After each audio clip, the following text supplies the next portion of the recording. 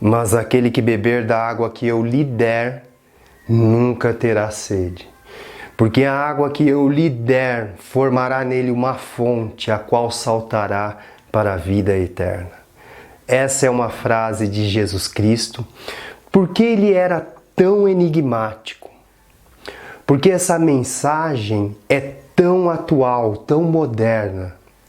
O que essa mensagem tem a ver com a nossa vida hoje, com a nossa realização, com se desenvolver humanamente falando? É sobre esse assunto que eu te convido a ficar comigo neste vídeo.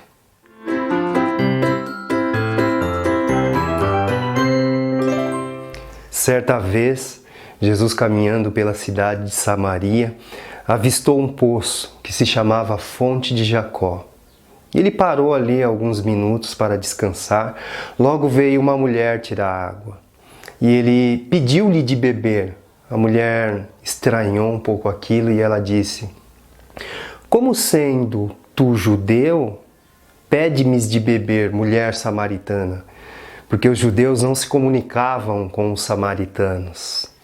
Então Jesus, na sua missão, na forma de ser, de amor, de paz, ele era visto por muitos como se fosse um rebelde, né? Alguém que não respeitava aquilo que era imposto pelo Império Romano, nem o que era imposto pela Igreja. Ele era tido como um destemido, como um rebelde. E aí ele já estava rompendo uma outra fronteira, ou seja, em nome do amor, da liberdade, ele rompia fronteiras, né? Essa divisão que tinha de castas entre os judeus e os samaritanos. Então ele disse: "Mulher, se você conheceras o dom de Deus e quem é aquele que lhe pede água, você lhe pediria e ele lhe daria água viva." Ela estranhou um pouco aquilo e disse: "Como tu podes tirar água? Nem balde você tem?" Ela disse: "És tu maior do que nosso pai Jacó?" Ou seja, era um patriarca, né?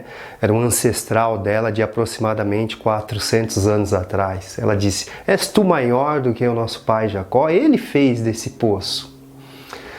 Ele disse assim: "Qualquer que beber dessa água tornará a ter sede.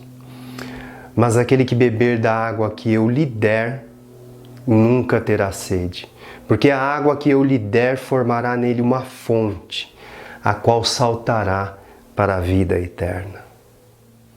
Imagino eu que não tinha nada aparentemente tão chamativo naquele homem. Mas quando olhava-se nos olhos dele, eu acho que o que irradiava, a profundidade, a beleza, imagino que a alma daquela mulher se sentiu acolhida por aquilo.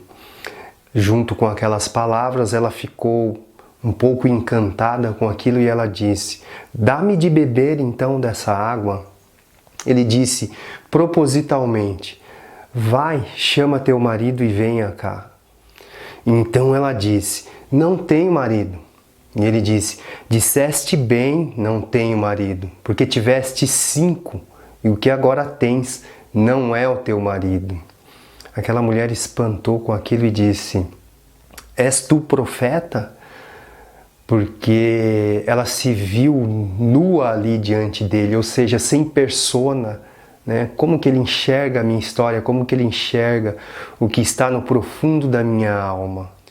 Bom, você pode continuar a leitura depois se você quiser, é uma leitura muito interessante, mas até aqui é o suficiente para dar base ao assunto que eu pretendo trazer.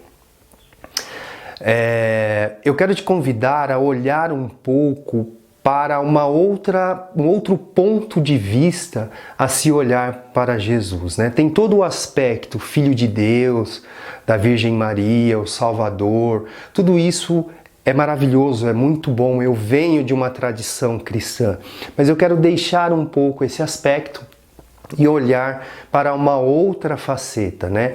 De um homem, de um ser humano, de um mestre da vida, de alguém que se colocou exatamente sobre os mesmos desafios de um homem comum para se chegar à realização. Então esse aspecto é muito interessante, venha comigo. O primeiro ponto a se entender é por que Jesus era enigmático, por que ele falava através de símbolos, de metáforas, de parábolas.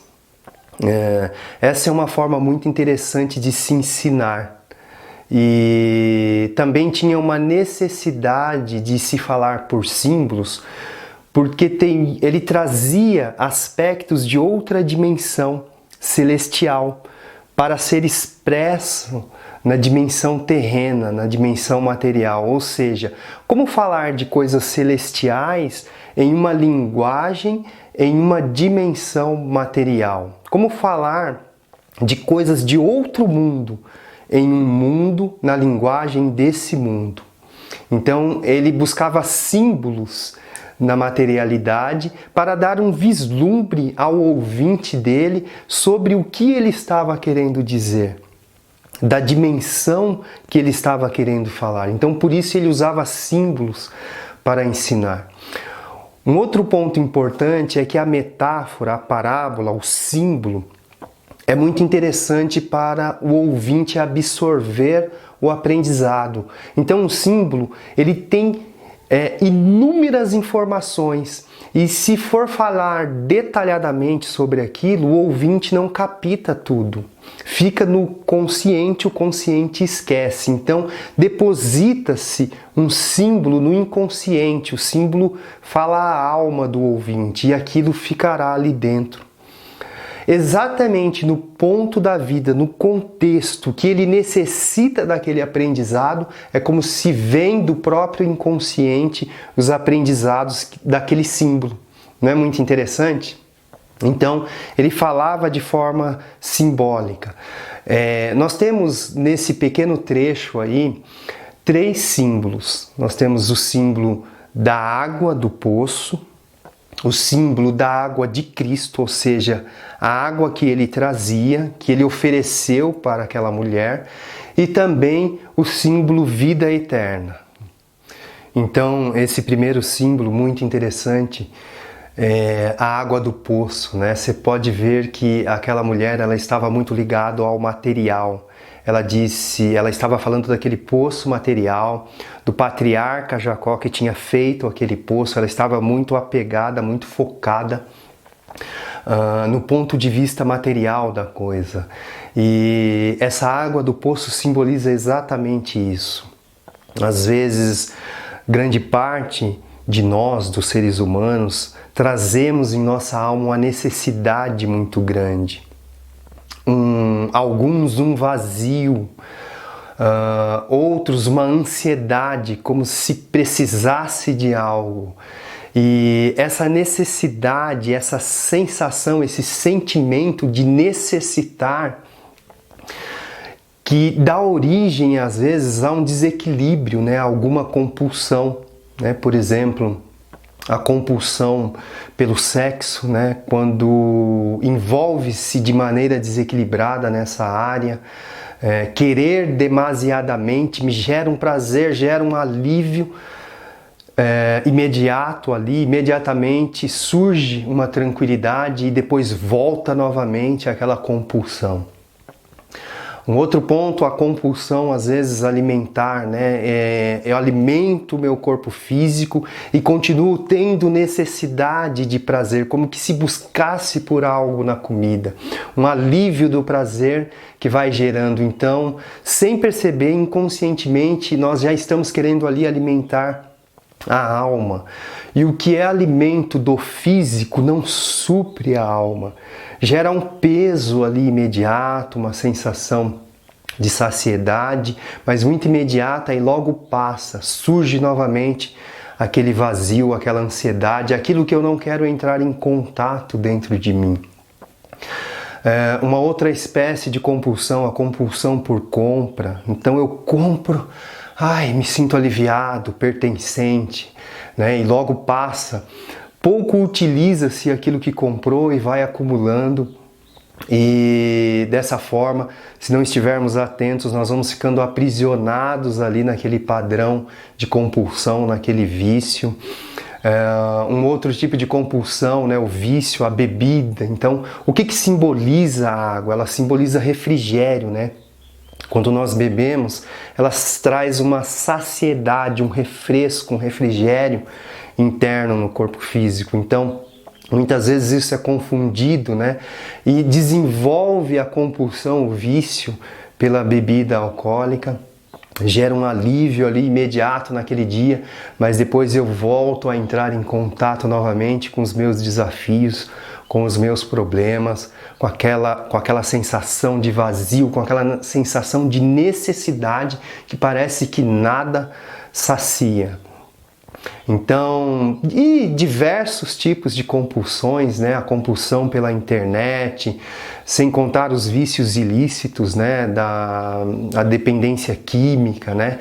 Então, a cocaína, a maconha, o crack, então gera um alívio, é como que se a alma buscasse por um alívio ali, e depois alivia, né? Gera aquele êxtase e vai passando o efeito daquilo, a pessoa volta a entrar em contato com a realidade, que não resolveu, que não foi uma transformação essencial de dentro para fora, e com isso vai aumentando, porque daí vem o desespero, nossa, não resolveu isso, então eu preciso de mais, e mais, e mais. Então às vezes dessa forma a pessoa vai se aprofundando e se aprisionando ali no vício, na dependência química.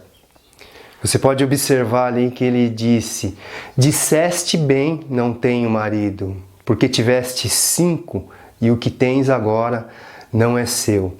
Então observava-se ali uma projeção da felicidade no outro, né? Era como se essa mulher buscasse, a relação tinha um êxtase ali e logo ia passando, não dava certo, ela não compreendia ou não era compreendida na relação, então precisava trocar, ir para outra relação afetiva, como com quem se buscasse por algo sempre no outro, né?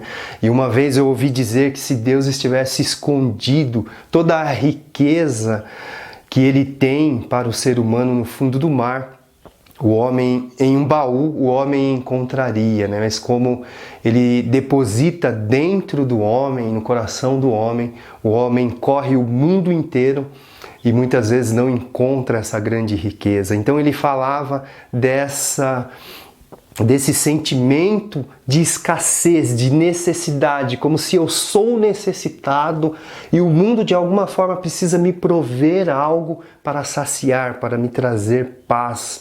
Então isso dá origem a diversos tipos de compulsões, de enfraquecimento, de aprisionamento, né? E dessa forma o ser humano vai ficando frustrado, né? Então é muito interessante que um ponto Deus diz assim: o meu povo sofre por falta de entendimento, ou seja, o autoconhecimento é tudo, você se conhecer, você se entender, é o primeiro passo para que você possa começar a fazer uma auto-administração. Uma outra forma de manifestação dessa água do poço é a necessidade sempre de agradar, né? Então a pessoa traz consigo uma necessidade de agradar, né? Uma dificuldade de dizer não, de pôr limites, um medo de desagradar o outro, um medo de não pertencer, um medo inconsciente da exclusão. Então isso gera uma compulsão, significa que não tem uma saciedade, não tem uma realização ali dentro da pessoa. Então é como se ela precisasse sempre ficar se vendendo, sendo muito boazinha para pertencer, para receber. E ninguém é feliz dessa forma, fazendo negócios com a sua própria alma, né? Então isso é uma outra forma de expressão dessa água do poço que ele estava dizendo ali.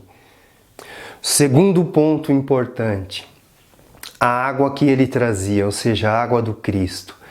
Ele estava querendo dizer: se você beber dos meus ensinamentos, se você compreender o que eu trago para você, formará dentro de você uma fonte. Rios d'água viva correrão do seu ventre, ou seja, uma fonte d'água viva que saltará para a vida eterna. O que ele estava querendo dizer com isso? Ele estava querendo dizer, ou seja, entenda que existe algo aí dentro de você, que existe uma dor, que existe uma ansiedade, que existe um vazio, existem aspectos internos dentro de você que precisam ser acolhidos, que precisam ser transformados, ressignificados, curados aí dentro de você. Ou tudo que você fizer estará contaminado por essa necessidade de escassez. Ele estava querendo dizer em qual momento você passou a acreditar que você é um miserável, que você vive em escassez. Em qual momento você deixou de enxergar a divindade que você é, a tua essência divina, a tua plenitude, a tua inteireza aí dentro. Como quem diz, eu vim para reavivar a tua essência, para fazer você descobrir quem é você de dentro para fora. E eu sou Isaac Gonçalves, você está assistindo aqui o canal Essência. Quero fazer um convite, né? Se você gosta desses assuntos, se inscreva aí no canal, toque o sininho para receber as notificações e se sentir, deixe o seu like também aí, é muito bem-vindo. Para tornar um pouco mais clara essa compreensão, nós precisamos entender como que a nossa mente funciona. Desde a vida uterina, a nossa mente está ali, vamos dizer assim, virgem, e ela começa a coletar dados da realidade, né? Desde o ventre, desde a gestação, se acontece uma discussão da mãe, se ela se preocupa, se ela é feliz, se ela ri, se o pai fala com o bebê na barriga, então a mente começa a coletar dados ali, porque esses dados serão úteis na forma dessa mente interagir com o mundo depois. E dentre essa coleta de dados, tem dados possibilitadores e dados limitadores. Não podemos dizer negativo e positivo, porque depois nós compreendemos que tudo foi positivo, até aquilo que parece ser negativo. Então, nessa coleta de dados, depois vem o aprendizado, o contato com a sociedade, os aprendizados de todo o sistema familiar, as crenças que pairam no inconsciente da família sobre escassez, sobre necessidade, sobre dificuldade, as dores, né, que às vezes nosso sistema familiar traz no seu inconsciente. Então, a nossa mente acaba sendo uma composição de tudo isso.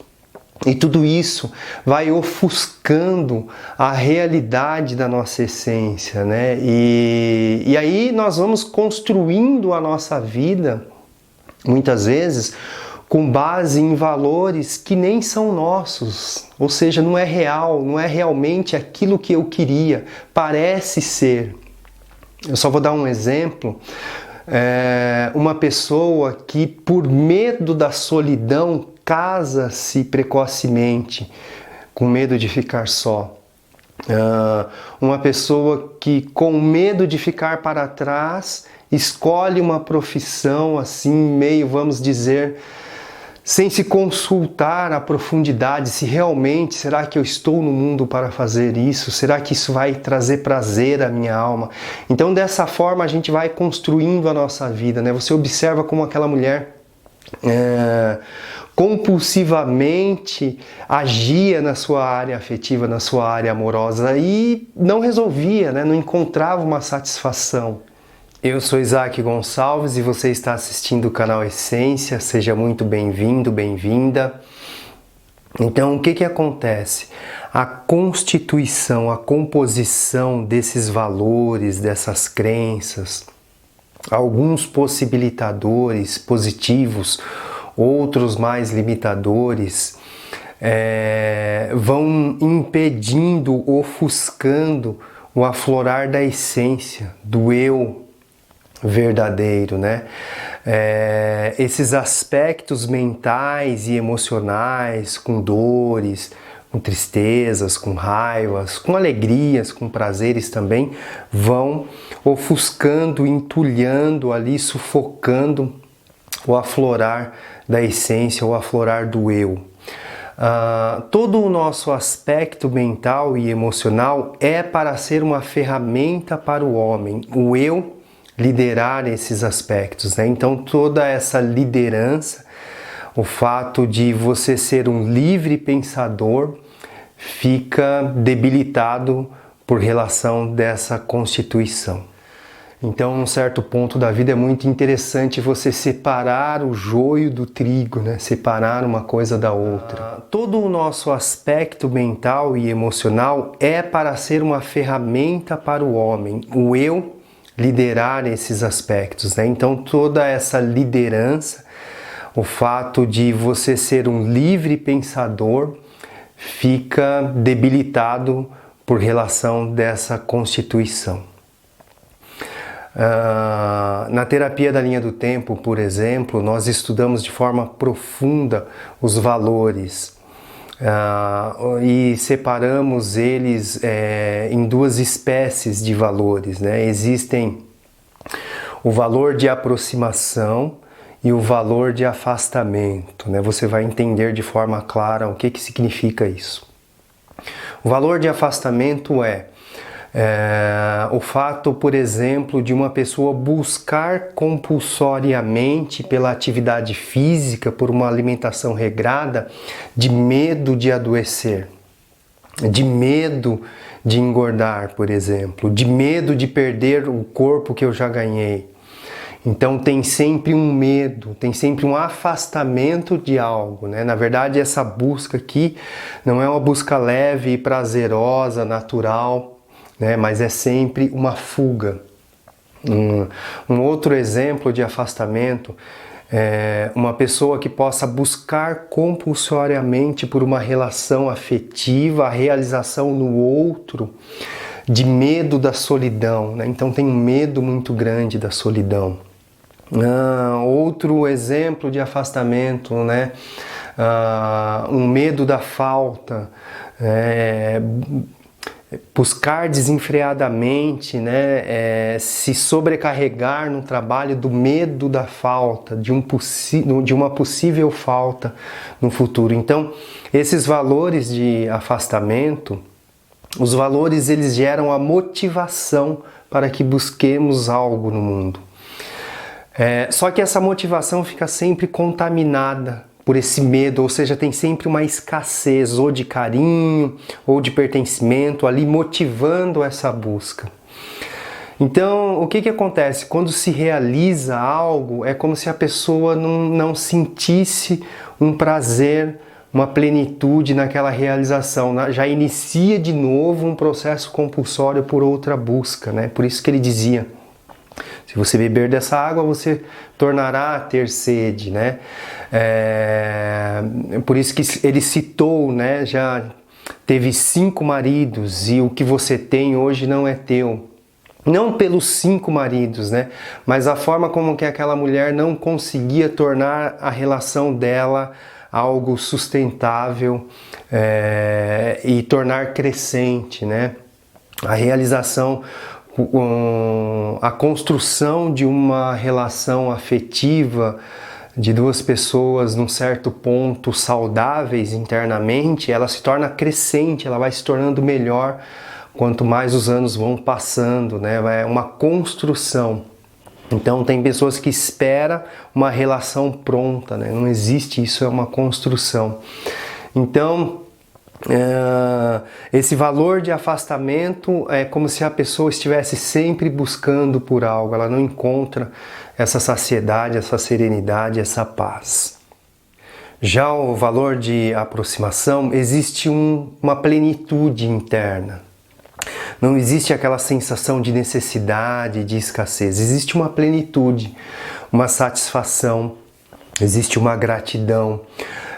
Não significa que a pessoa possa ter objetivos a alcançar, mas existe uma serenidade no buscar por esse objetivo. Pode existir força, pode existir determinação, mas não é como se estivesse fugindo de algo. Existe uma tranquilidade. A energia que vibra no valor de aproximação é diferente. essa plenitude, essa paz, essa serenidade na pessoa faz com que a mente funcione de forma diferente, né? Sem estar pressionada. Ela funciona livre para trilhar sinapses neurais, para que a verdadeira criatividade surja ali na pessoa. Ela consegue ter uma tranquilidade perante os momentos desafiadores, ela nunca está fugindo de nada, existe uma busca por algo serena, tranquila. Por quê? Porque aquilo é bom para mim, né? Estar sozinho é bom, eu curto a minha solitude, mas eu busco por essa relação afetiva nessa qualidade porque é bom, porque eu quero partilhar amor, partilhar a vida. Ou seja, mas aquele que beber da água que eu lhe der, nunca terá sede, porque a água que eu lhe der formará nele uma fonte da água viva, a qual saltará para a vida eterna. E esse terceiro ponto, muito profundo também, né? Nós vamos falar de vida eterna, né? O que ele estava querendo dizer com isso. Em primeiro lugar, o que ele trazia sempre tem múltiplas formas de se ver. Então, costumava-se dizer, né, na minha infância eu ouvia meu pai dizer que era como se fosse uma espada de dois gumes, corta nas duas dimensões. Ou seja, é útil na dimensão vertical, na vida material, e é muito útil e tão valioso quanto na dimensão vertical, quando você toma num sentido espiritual, tá bom? No sentido espiritual, vida eterna, eu não quero entrar aqui nesse assunto, né? Isso é muito íntimo, é de cada um, de acordo com a cultura, com a religiosidade de cada um, o depois, o transcender a vida nesse corpo físico. Mas eu quero falar aqui, aproveitar esse ponto psicológico, emocional, quando ele dizia vida eterna. O que ele estava querendo dizer com isso? Não é vida eterna de vida sem fim, é vida eterna de não tempo, ou seja, de uma dimensão atemporal dentro de nós, uma dimensão não tempo. Então, primeiro nós também temos que entrar na compreensão de como vive o mental das pessoas na nossa sociedade. Então, geralmente, grande parte das pessoas estão aprisionadas no futuro através da ansiedade, né? A mente está muito presa no futuro, na ansiedade do que vai acontecer, no medo de como será o futuro, naquela tensão sobre o futuro. Então, às vezes estão caminhando em um lugar, mas já estão pensando no que vai acontecer quando chegar lá, ou seja, não observa o caminhar. Sempre aprisionadas em suas posturas mentais, sempre de futuro. Grande parte das pessoas, tá? Poucas pessoas andam num estado de presença. E é desafiador, porque o mundo nos coloca nesse ritmo. O ritmo do mundo gera um ritmo no funcionamento da nossa mente. E uma outra parte das pessoas, ou em outro momento, essa mesma pessoa está presa pelo passado, em dores do passado, na tristeza, em mágoas, em rancores, em frustrações relacionadas ao passado. Então, ou no passado ou no futuro, tira-se o estado de presença, né? Aquela vivacidez, aquela forma de enxergar a vida com estado de presença. Então ele estava querendo dizer, saltará para a vida eterna. Nesse estado de presença, ocorre algo muito misterioso com a nossa mente, ela fica muito fresca. Se você começar a conseguir trazer estado de presença para a sua vida, você vai perceber as coisas de formas diferentes. Você vai enxergar com uma clareza e de uma forma tão viva a beleza do sol, por exemplo. Nossa, eu nunca havia me atentado, nunca havia prestado atenção na beleza das flores. Cara, uma flor, olha que incrível isso. A beleza do sol, a beleza e a amorosidade, a ternura no sorriso de uma criança, um estado de presença na relação afetiva, amorosa. Então, está totalmente presente naquele momento, aproveitando aquele momento, então você passa a viver com muito mais profundidade os momentos vivenciados nesse estado de presença. Nesse estado de presença, uma criatividade diferenciada começa a surgir na forma de você fazer algo. Você pensa assim, nossa, eu sempre fazia algo dessa forma, olha, nunca observei que poderia fazer dessa forma. Então, se você faz uma viagem, você observa a natureza, você observa a beleza, a sua mente fica rastreando para enxergar a beleza nos pontos da vida. Esse estado de presença, esse ato de observar a beleza, sua mente vai aprendendo a escanear, a enxergar pontos bonitos, se conectando com notícias boas, com bons acontecimentos. Esse estado de presença tão vivo vai mudando a qualidade daquilo que você faz, a qualidade daquilo que você toca com as suas mãos, né? O aflorar dos dons, das potencialidades, dos talentos que nós temos na nossa essência, começa a acontecer, né? Uma qualidade diferente no seu tocar, no amar, no conversar, uma qualidade diferente na tua pronúncia, na tua fala, na forma de se comunicar, de se relacionar com as pessoas. Então isso começa a revolucionar a vida da pessoa, a revolucionar de uma forma muito profunda. O hipotálamo funciona diferente, né? As suas glândulas no corpo passam a funcionar de forma plena, a produzir cada uma os hormônios correspondentes. O hipotálamo passa a produzir neuropeptídeos, neurotransmissores de qualidade diferente. Isso corre mais livremente na sua corrente sanguínea, né? A inteligência corporal vem à tona, a intuição, a percepção, o discernimento sobre as decisões. Você começa a se tornar verdadeiramente um livre pensador, né? Que não age no impulso, nas emoções, mas que busca se tornar mais assertivo. Não é a perfeição, em alguns momentos todos nós às vezes temos uma recaída, mas esse momento de estado de presença começa a crescer, né? E é algo muito interessante, muda radicalmente a qualidade de vida.